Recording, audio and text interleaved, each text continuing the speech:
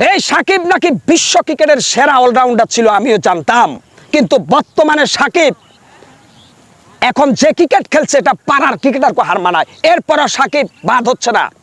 সাকিবের কারণেই বাংলাদেশ ক্রিকেট একেবারে ধ্বংসস্তূপে পরিণত হয়েছে। সাকিবের কারণে তামিম ইকবালের ক্যারিয়ার শেষ।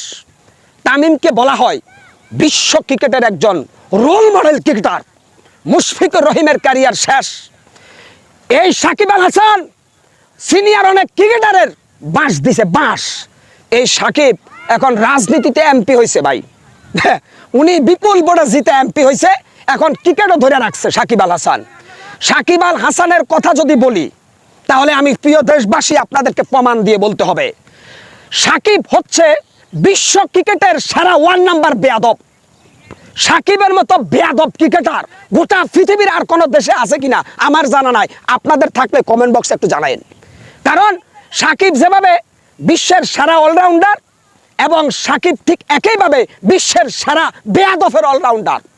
এই সাকিব দর্শককে সোয়াদ মারা থেকে শুরু করে, অশ্লীল ভঙ্গি থেকে শুরু করে এমন কোনো কুকীর্তি নাই ক্রিকেটে সে করে নাই।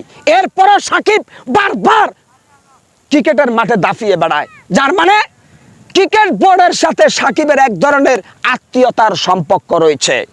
এই সাকিবের যদি লজ্জা থাকতো এখনই সেই ক্রিকেট ছেড়ে দেওয়া উচিত। বাংলাদেশের এখন ক্রিকেট ভক্তের ভিতরে 99% জন সাকিবকে বলতেছে তুমি সসম্মানে বিদায় নাও, তোমারে আর দেখতে চায় না। সাকিব এখন মাঠে নামলে দর্শক বুয়া বুয়া বলে চিৎকার মারে। এই সাকিব আল হাসান আমি মনে করি বাংলাদেশের মানুষের জন্য একটা চূড়ান্ত অভিশাপ। এই সাকিব বিসমিল্লাহ বলতে পারে নাই রাজনীতির ময়দানে এসে, মানুষকে সালাম দিতে জানে না। সাকিবকে এখন কোন ছত্রছায়ায় তিনি এমপি হয়ে গেলেন এটা আমার মাথায় আসে না।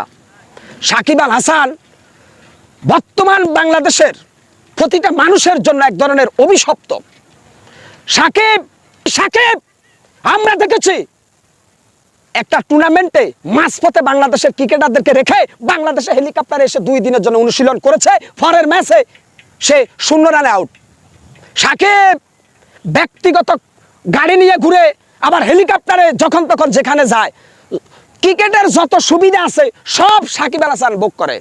আর এই সাকিব আল হাসানের কারণে সিনিয়র ক্রিকেটাররা সব ক্রিকেট থেকে মুখ ফিরে নিচ্ছে।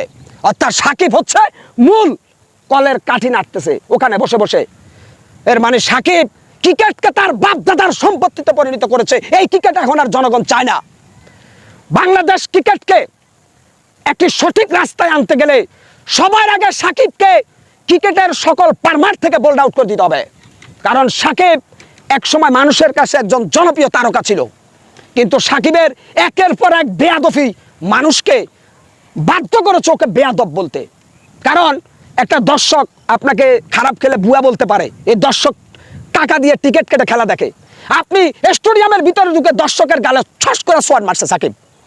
এবং কি মিরপুর শেরেবাংলা স্টেডিয়ামে একটা ক্রিকেট ম্যাচ চলাকালীন সময় তার দিকে ক্যামেরা তাক করছে সাকিব, একটা অশ্লীল ভঙ্গিমায় তার দেহ প্রদর্শন করেছিল। সেদিন ওই 30,000 দর্শক স্টেডিয়ামে সবাই চোখে রুমাল দিয়েছে এই লজ্জা দেখার আগে। সেটা এখনো ইউটিউবে সার্চ দিলে পাওয়া যাবে।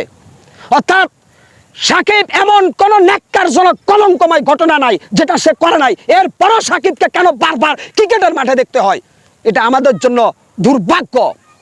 আমার মনে হয় রাজনীতির অনেক রাঘব বোয়ালেরা সাকিবকে খারাপ খেললো ক্রিকেটের মধ্যে তাকে রাখছে যাতে সে একের পর এক ক্রিমিনালি চাল চালতে পারে। সাকিব যেখানে স্বার্থ সেখানে, ওই যে ফিফটা যেখানে মিষ্টি পায় সেখানে যায়, সাকিব যেখানে টাকা পায় সেখানে যায়। সাকিবের বিরুদ্ধে কোনো ব্যবস্থা নিতে পারে নাই, যাও নে সাময়িক কিছু ব্যবস্থা নিয়ে আবার সাকিব বীরের বেশে মাথা উঁচু করে সে আসে, কাউকে তোয়াক্কা করে না। আপনি দেখেছেন এইবারে একটা ছেলে সাকিবের সাথে সেলফি তুলতে গেছে, সে সাকিব তার মাথার ক্যাপ দিয়ে ওই ছেলেটাকে বেজরম ভাবে ফিটাইলো। মিয়া এত বড় একটা বেয়াদব হটমেজাজি লোককে এখনো কেন বাংলাদেশের ক্রিকেটে আমরা দেখতে হতে পারে আমাদের?